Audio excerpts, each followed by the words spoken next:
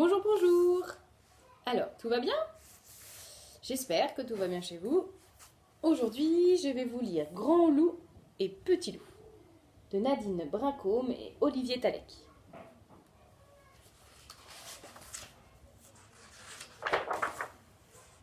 Grand loup et Petit loup.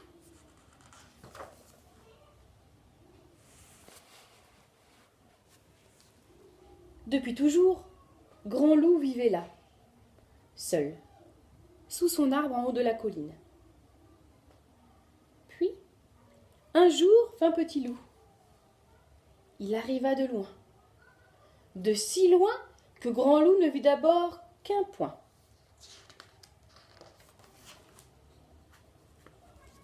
Petit loup approchait. Grand loup eut peur soudain qu'il soit plus grand que lui. Petit loup commença à gravir la colline, et Grand loup vit qu'il était petit. Ça le rassura. Il le laissa grimper jusqu'à son arbre.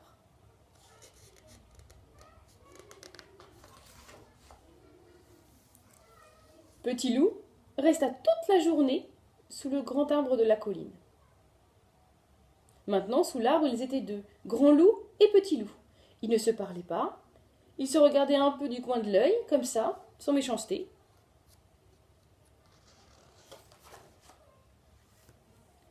Vint la nuit. Petit loup restait là. Grand loup trouva que quand même, il exagérait bien un peu.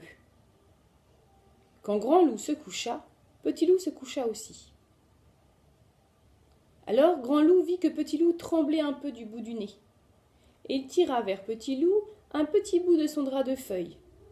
C'est bien assez, pensa-t-il, pour un si petit loup.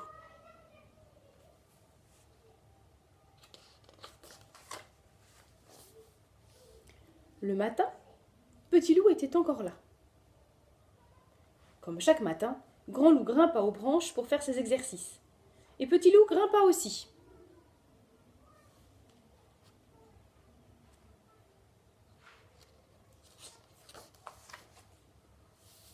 Grand loup le regardait. Il eut peur soudain que Petit loup grimpe mieux que lui. Mais Petit loup doit s'y prendre à deux fois. La première fois, il tomba sur les fesses. Il cria « Ouille !» Puis, il recommença. Il est courageux, ce Petit loup, pensa alors Grand loup.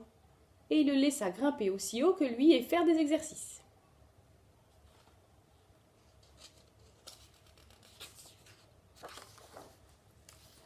Avant de redescendre, Grand loup cueillit des fruits pour déjeuner. Il en prit un peu plus que les autres jours. Puis, il prépara son repas. Petit loup descendit derrière lui. Il n'avait rien cueilli. Grand loup mangea. Il poussa une assiette avec quelques fruits vers Petit loup. Et Petit loup mangea.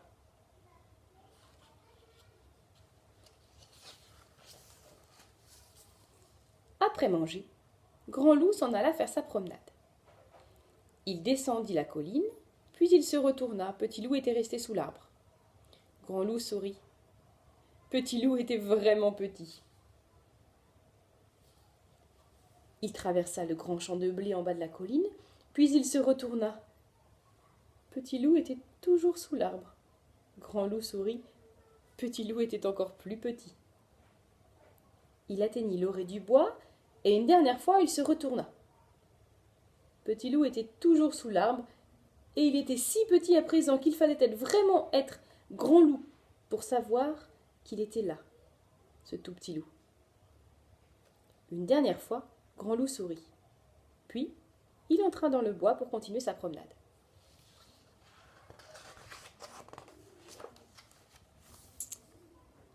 Le soir, quand Grand loup sortit du bois, sous l'arbre il ne vit rien.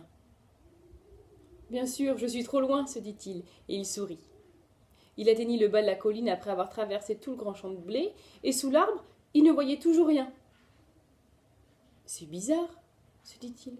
Le petit loup n'était quand même pas si petit.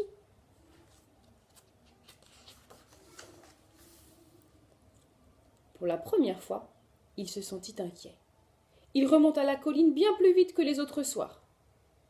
Sous l'arbre, il n'y avait personne, ni grand, ni petit, c'était comme avant. Sauf qu'à présent, Grand loup était triste.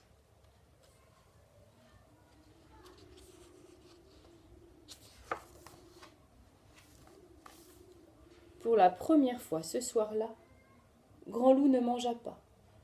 Pour la première fois cette nuit-là, Grand Loup ne dormit pas. Il attendait. Pour la première fois, il se disait qu'un petit, même tout petit, ça prenait de la place dans le cœur. Beaucoup, beaucoup de place.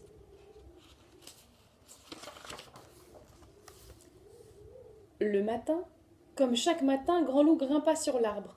Mais pour la première fois, il ne fit pas ses exercices. Il regardait au loin. Grand Loup regarda longtemps. Au loin, il n'y avait toujours rien. Il se dit qu'il était capable d'attendre encore plus longtemps qu'il n'aurait jamais cru.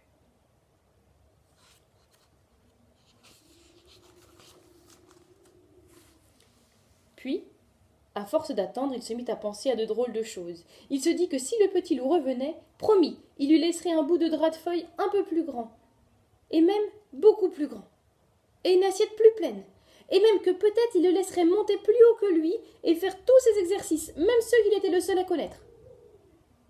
Il se dit tout cela et bien d'autres choses encore. Et il continua à attendre.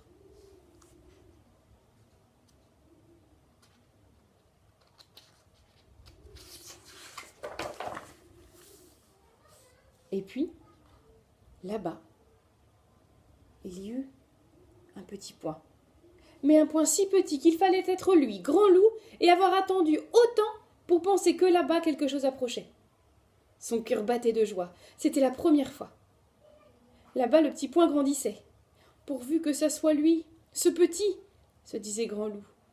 Et aussi, même s'il est bien plus grand que moi, tant pis. Il n'était pas plus grand. Il était toujours aussi petit. C'était bien le petit. Petit Loup gravit la colline, puis il s'assit sous l'arbre. « Où étais-tu » dit Grand Loup. « Là-bas » dit Petit Loup sans rien montrer. « Sans toi » dit Grand Loup d'une très petite voix. « Je m'ennuie. » Alors, Petit Loup s'approcha de Grand Loup. Il dit « Moi aussi je m'ennuie. » Et il posa sa tête doucement sur l'épaule de Grand Loup. Grand Loup se sentit bien. Toujours à présent, il y aurait le petit.